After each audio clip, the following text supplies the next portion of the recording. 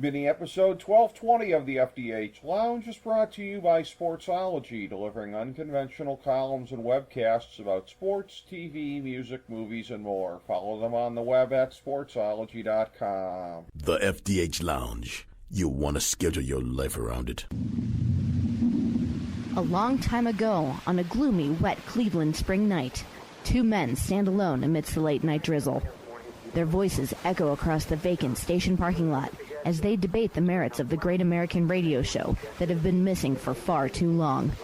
On that night, an idea was born. That idea became the FDH Lounge.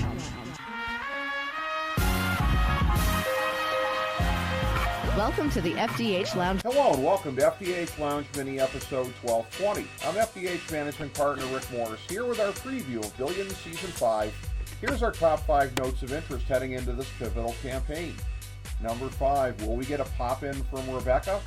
Season 4 featured something that you could only find on this show, Bobby betraying Rebecca by making her a huge pile of money because it actually crushed her real dream. Knowing that we know about how determined she is, it's impossible to believe that we, or more ominously Bobby, has seen the last of her, even if none of the Season 5 preview information references her. Number 4, we saw one of the program's most interesting dynamics yet forming at the end of Season 4. How will the newcomers affect how everything plays out?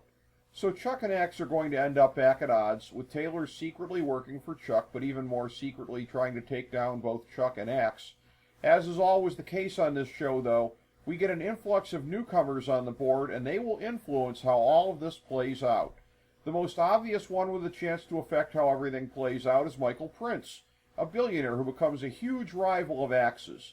Evidently, though, Chuck is going to have his own thorn in the side in the form of Manhattan DA Mary Ann Graham, so there's going to be plenty of room for Bobby, Axe, and Taylor to all play the enemy of my enemy is my friend card with these new characters.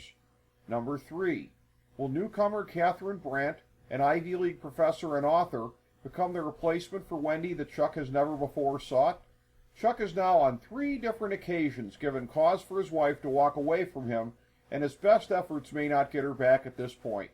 With rumors that Brandt, to be played by the outstanding Juliana Margulies, will be in Chuck's orbit, will she merely be a ploy to try to make Wendy jealous, or will Chuck commit to moving on?